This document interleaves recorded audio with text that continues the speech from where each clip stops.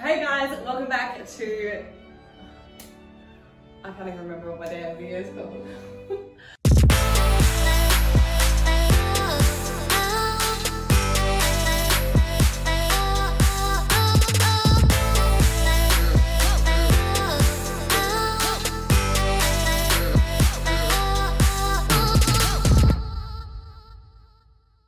Hey guys, welcome back. Long time no see. It certainly feels like it has been quite a bit of time. So, goodness, I think the last time I did my update, I had just gotten to California. So Lane and I had our first break for the year. It's funny actually, I was talking to someone the other day about, you know, being an entrepreneur and having many businesses, and I couldn't tell you the last time I actually took 2 days off in a row. In fact, even when we're away, so we still have like social media commitments and things like that, but so that's not super taxing, but to actually go ahead and have 2 full days where you aren't responding to emails or text messages or phone calls or planning out stuff, I just can't remember it. So I think from a mental health standpoint, and that's kind of what I've been about for the last couple of months. I've been really focusing on mental health and well-being. So many people kind of fall into the trap of just go, go, go, go, go, go, go, and they don't give themselves anywhere near enough time to relax or look after and nourish that aspect of health. It's, you know, there's a lot of focus on nutrition and training, and that kind of gets neglected. And I was listening to a podcast the other day, which was really interesting, about athletes burnout, but coaches burnout. And as I listened to it, it was actually on Sigma Nutrition podcast. Danny is the host of that show. Very interesting. But a lot of people really experience this crazy burnout, and it's like they just push and push and push. And I think that's why we see like a lot of elite athletes. They go from being, you know, Olympic level, like, you know, gold medalist, and then they just stop. Like they don't even continue this sport that they've done for so long. And it kind of really got me thinking about like what I do with my own practice, and do I make sure that I give myself enough time to make sure that I'm still mentally healthy and that I'm still a good coach. And it's kind of funny because I feel like I have to play both sides. Like I'm kind of still in that athlete mindset, and then you're also still coaching. So anyway, that was a really long ramble, bringing it back to holiday. It was really good to not have to be, I guess, attached to phone. So I went back and had a look at some photos to share with you guys, because that was really like, oh, we saw some beautiful stuff, we did some awesome hikes, and I don't think I even hardly had my phone out for the entire time. I have like 6 photos and they're terrible. Like, I don't know, one was like a picture of a fork or something, I don't know. Silly stuff. So it really was a bit of an unplug from social media. I think because so much of what we do is online, I really tried to make sure that I just had my phone down. And I think for any of you guys, like if you have the opportunity to get away and have a break, you know, put the phones down, take the watches off, you know, who cares about the time? You know, you're there just to relax and unwind and enjoy yourselves. So it was good. Still kept up with a bit of athletics and some training while we were away. We had our friends come along with us, and Shelley obviously is just kind of coming out of her last show. So she was 9 weeks post show, and it was really interesting just to observe like the mindset coming out of show, because I remember exactly that feeling, and that it's like low grade anxiety, fearing, you know, that change or the change that's taking place to your body, and being able to let go of that is so overwhelmingly difficult. It was a very good reminder for me, because of where I'm at right now, is how much I don't want to go back to that level of leanness, just knowing the transition out and how difficult it can be psychologically. So yeah, I think it was a really good holiday in that we still got to do lots of exercise. Like Lane and I obviously love training. That's kind of relaxing for us. I'm sure it's the same for you guys too. It's kind of like That's the thing that we can do where you truly do switch off. Unless I get a phone call from Chino while I'm training, who does our video, like I don't really think about anything else except for my program. I'm planning like what weights I'm going to be lifting. I might have a bit of mindless chatter with whoever I'm training with, but I still really enjoy that. So I think a lot of people, you know, they're similar to us, but then you've got a whole can of folks who are like, oh, hell no, I don't want to exercise while I'm on holiday. So, you know, it kind of goes both ways. So that was really fun, but I think the only downside is it does take up a good chunk of time. So the type of training that we do, especially Lane, because he's obviously just kind of finishing up, or was finishing up powerlifting style training, is it's many hours. So we were finishing a lot earlier, so we ended up going to a different gym and kind of getting to enjoy more of our downtime than Lane was. So we did meet up with some really awesome folks while we were down there. So Ethan Suplee, he's actually a user of Carbon Diet Coach at the moment. So Ethan is a well-known actor. He plays or played like a big guy, quite an overweight character for most of his acting career. And it was interesting listening to his transition because he's lost a lot of weight, and he used Fat Loss Forever, our books, to help him get there. Really nice guy. And he said he's found it really hard now that he's in this new body, getting casted for slimmer positions, because everyone's known him to be this kind of big guy.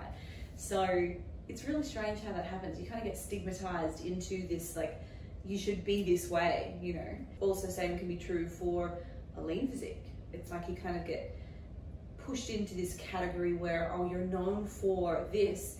So if you ever want to break from that, it's like, oh, well, what am I going to do? Like, I really struggled with that for about 2 or 3 months as I was kind of transitioning out of my last show. So it's crazy to see it from kind of both sides. But anyway, caught up with Ethan.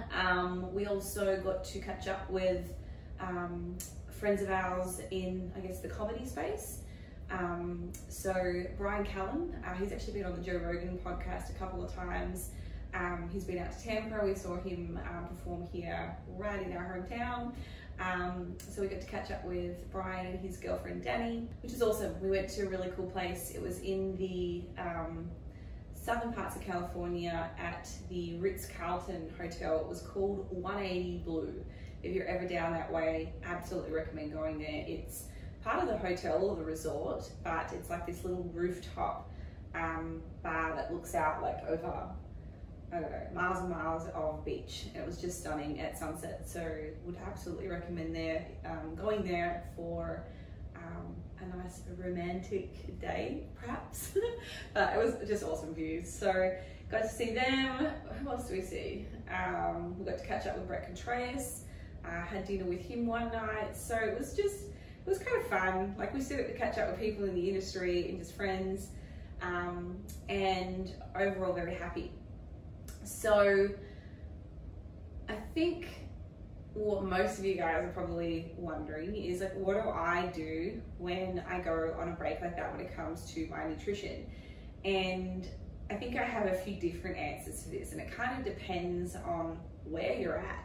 So for me this time around, normally, well, no, let's answer it that way. For me this time around, I was kind of on maintenance.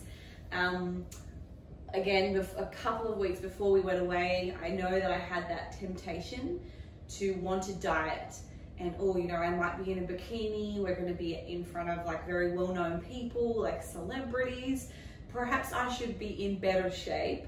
And then, like, that was the little devil on one shoulder, and then the other Holly is like, yeah, nah, let's not do that. And that was really important for me to kind of say no to dieting, because I think so many of us, and myself included, have gotten wrapped up in that vicious cycle of, oh, I need to cut for this event, then I need to do it for this event. And then over time, our metabolism is just going down and down and down and down. And then, you know, it's still really challenging coming out of a fat loss phase, because then you've got to do it conservatively if you don't want to put on a lot of body fat very quickly whilst your metabolism is still in the shitter. So I was very proud of myself for saying no to that. So I went there heavier than I've ever been on a holiday. But you know what, I'm tired of having this idea that being leaner means I'm gonna have more fun. Like, it's just bullshit. It's such bullshit. So I had a really good time. I had targets. I had my maintenance targets that I'm using from Carbon Diet Coach. I think they were about, well, just on 2,000 calories, maybe a little bit over. And I kind of loosely tracked towards the beginning. I was really trying to focus just on hitting my protein. And then by the end, probably halfway, day 5, I was only solely tracking protein, and I was tracking it in my mind. I wasn't doing it in the app because I have always tracked.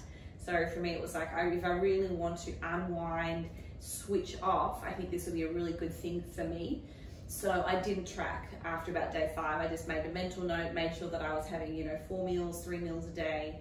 I think it ended up being like 2 meals and a snack, because we were going out for dinner. So obviously they're quite calorie dense foods. So just being smart about it.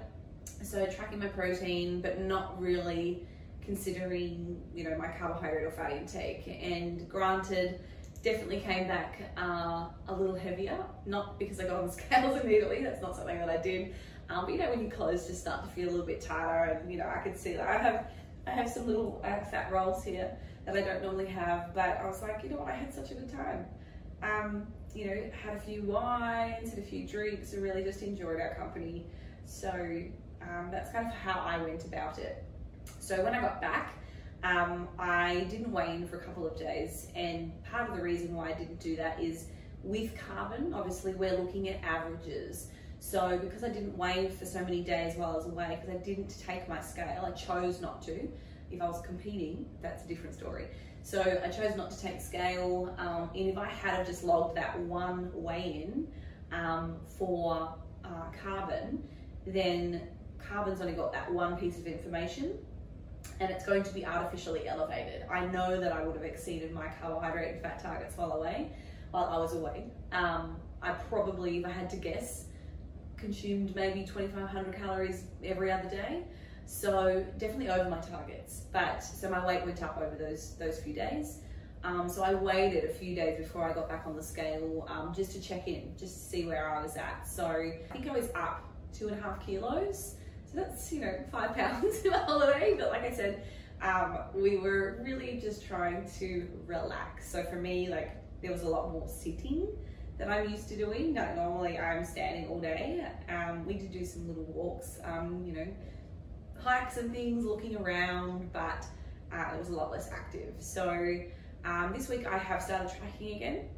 I'm back to my macro targets that Carbon set me for my pre-holiday. I'm not going to hit diet mode. There's a reason I wouldn't even recommend anybody do that unless you had, I don't know, something like a contest where you have to be on stage and there's an absolute need to be a certain weight. Maybe you're competing in a sport that has a weight division. That's a different story. But what's the rush? If I get back on track, I start hitting my targets again, in a week, maybe 2 weeks, my weight is going to be back where I started. That's it. So rather than rushing into fat loss, setting up myself on more rigid, more restrictive targets, which is going to put an extra level of stress on me, which is already challenging, trying to do everything we do and be in a deficit. So I'm just back on normal targets and my weight will come back down. So it hasn't moved that much yet. I think I'm sitting at 64 today. So again, I'm 2.5 kilos back up from where I was last time. It's no big deal.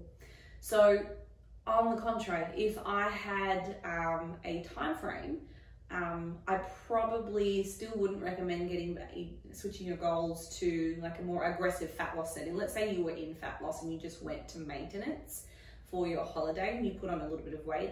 I would still recommend the same thing. Get back onto your pre-holiday fat loss targets. I wouldn't go back to something and change it to a more aggressive setting, because you're kind of going from extremes now, and it's more likely that your hunger cues are going to be a lot higher if you've just come from having, the baroreceptors in your stomach are going to stretch while you're away. So then going to targets that are going to leave your stomach feeling incredibly hollow, that's probably not going to set yourself up for a very successful fat loss. So just getting back to your normal pre-holiday targets is probably the best recommendation there. So yeah, I think that's probably all I've got for you this week. We do have some really cool stuff coming up with the BioLane Workout Builder. So I put up on my social media yesterday a couple of posts about some new programming. So we've just done the 12 weeks of Get Lean and Train with Me programming. So that was more of like a 5-day split, lower body focus for females, less upper body focus, lots of core. This new program that's coming, because a lot of you guys have been asking about it, it is moving over to a 4-day training program. I think there's a lot of you guys that still really enjoy doing a little bit of high intensity interval work or some form of cardio. So if by having 5 days a week of training, it kind of means that one of those resistance training days is either going to be doubled up with cardio, or you're having to be in the gym doing something maybe on day 6. And I think for me, I want to promote balance and moderation. So I've actually cut the training back for you guys, and I'm doing the same thing at the moment for myself. So that there's only 4 days of resistance training. That leaves you day 5, whenever that day might be. If you wanted to get some cardio in or some form of recreational activity, there it is. And you've still got 2 days of rest away from the gym to relax and enjoy other things. So the volume is still going to be pretty intense. I've kind of consolidated a little bit of that volume from a normal day 5 training into 4 days. So you'll probably notice a little bit of an increase in the number of exercises on each individual training day, but the volume is slightly less. And there's also some fun new exercises in there, which I think you'll love. I've tried to give you descriptions this time. I haven't had a chance to film all of the exercises. I just don't have enough time in the day. So rather than having to get the film crew in and film another 100 or 200 exercises, for anything that's new, you're going to see a little note and a description. So I've tried my very best to describe it as best as I can, but also watch my Instagram. I'm often putting up on my stories my training programs, and that's what you guys are going to be doing. So you can see some of those demonstrations, or you can always DM me on Instagram. I'm pretty active on that form of social media. So guys, I think that's about all for now. I hope you've all had a great couple of weeks. I feel like I have not been on here for ages. If you've got any questions, please leave a question below. If you're not following me on YouTube, hit that subscribe button, and I will see you next time.